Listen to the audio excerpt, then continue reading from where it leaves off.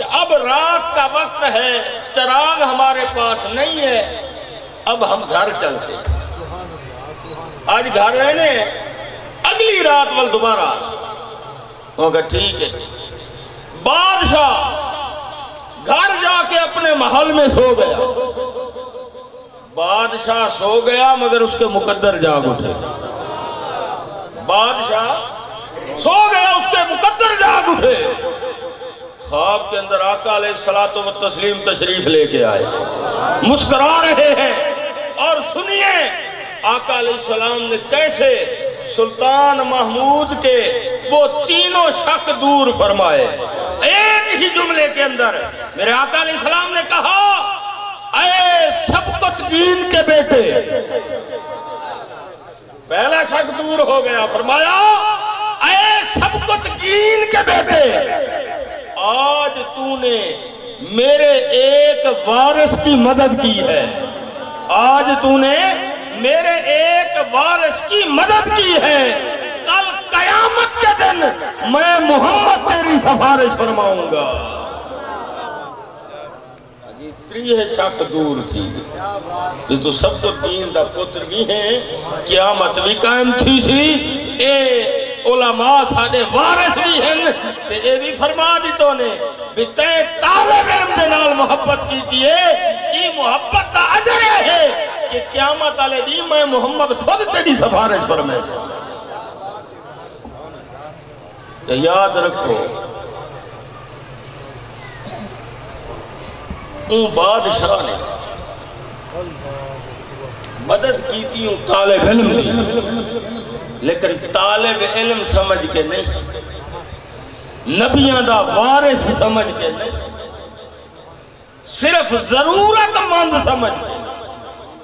یہ شودے دی ضرورت ہے، وال والا دا پیدا کھڑے،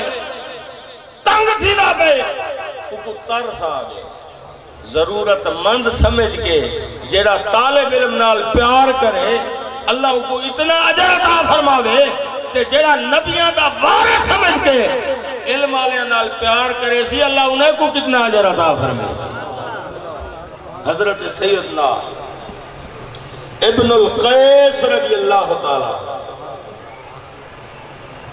آپ فرمائے دن کہ میں جامع مسجد دمشق دے اندر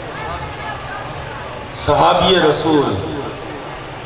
حضرت سیدنا ابو درداء رضی اللہ تعالی عنہ دی بارگاہ بیٹھا، جامع مسجد دمشق دے اندر صحابی رسول حضرت ابو درداء رضی اللہ تعالی عنہ دی بارگاہ، ایک شخص آیا، لگ رہا تھا کہ دور کا سفر کر کے آیا۔ حضرت ابو درداء کی بارگاہ میں ایک شخص آیا اور کیا لگ رہا تھا کہ دور کا سفر کر کے آیا، آتے ہی کہتا ہے یا ابو درداء انی جئتک من مدینۃ الرسول،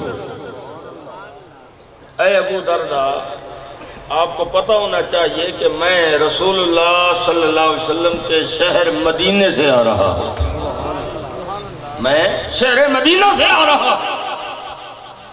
اور آپ کو پتہ ہونا چاہیے مدینہ شریف سے لے کر جامع مسجد دمشق تک جو فاصلہ ہے وہ 1136 کلومیٹر ہے، 1000 میل تقریباً، 1000 میل سفر بنتا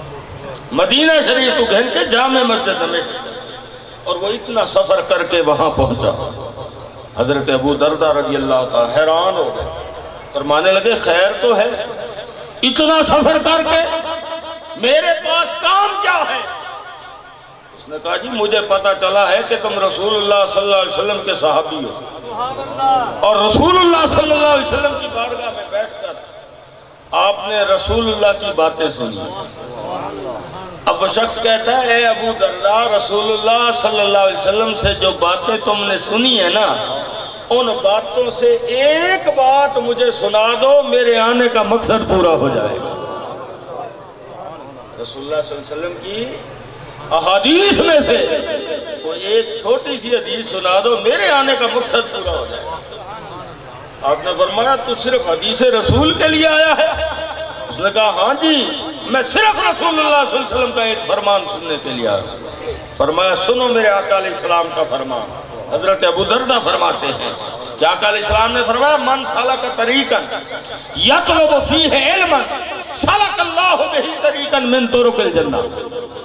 فرمایا جو بندہ کسی راستے پر چلتا ہے اور اس کا مقصد یہ ہوتا ہے کہ مجھے علم دین حاصل ہو جائے، مجھے شریعت کا کوئی مسئلہ مل جائے، دین کی کوئی بات مل جائے، کسی قرآن کی آیت کا مفہوم حاصل ہو جائے،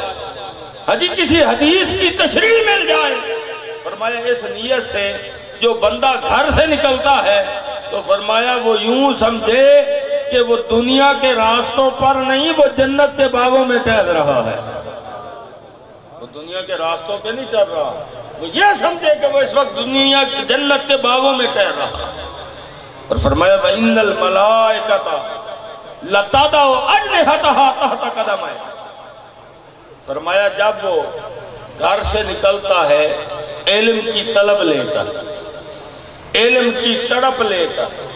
علم کی چاہت لے کر، علم کی پیاس لے کر جب گھر سے نکلتا ہے تو اللہ کے مقرر فرشتے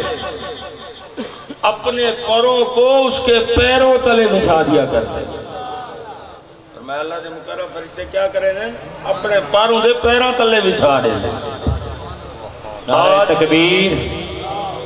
نعرہ